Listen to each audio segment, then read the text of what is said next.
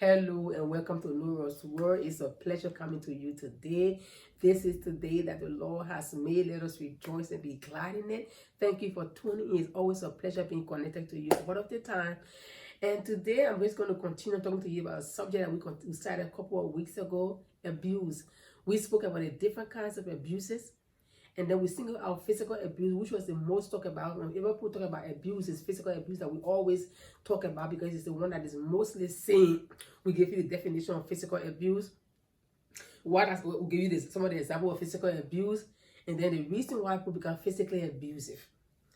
We'll give you the first point, which was a child that grew up in a home where the parents were physically abusive.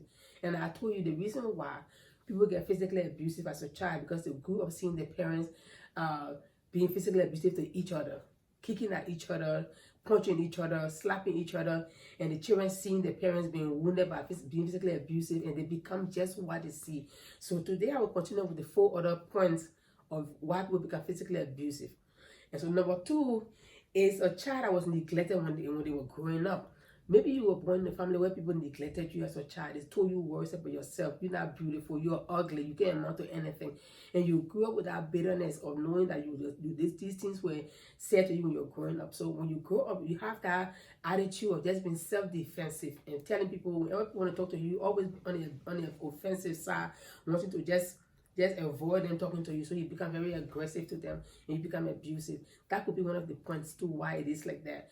And number 3, it could be your parents maybe divorced when you were growing up.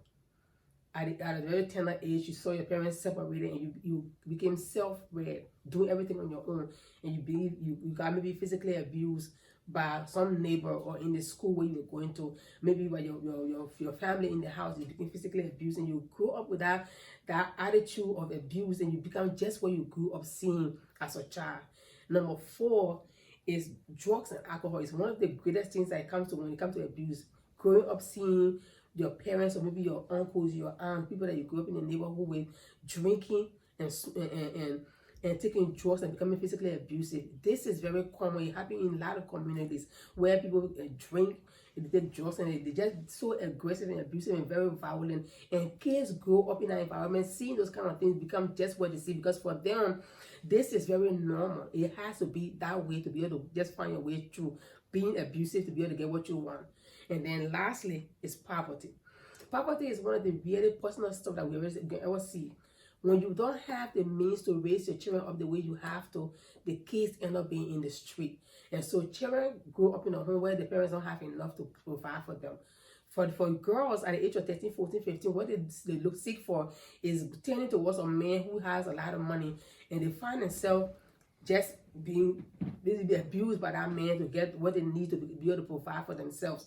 For boys, maybe it will be like maybe they end up being in the street, stealing or doing what they don't have to do. And so with all of this being said, I just want to encourage you, if you are a parent, that you were trying to maybe raise your girls, or maybe you were abused before as a young girl growing up. There's still hope. I want you to just know that we can join together and fight this thing together. How do we fight that together? Is by joining us to be able to pray, be educating ourselves, empowering ourselves, and Women of Value is here 24/7 to help you do all of this. You can visit on our website, womenofvalue.net, or maybe on our email us on noah@womenofvalue.net. Join our different social media platforms where you will see encouraging words every day that will empower you to move forward. In my next video, I will tell you how can you avoid being abused. I want you to just tune in all of the time. We have a lot of videos coming up on this topic, and we're not going to stop until we make sure people are being touched by them. This is a global issue. We have to fight them together. There are people who are ahead of also being fighting it. We have to also make sure we do that in our communities, in the schools, in our neighborhoods, to see that our girls are protected and they will be raised in an abuse-free environment. Thank you for tuning in. I love you, and I want to just hear from you. Have a blessed day. Bye.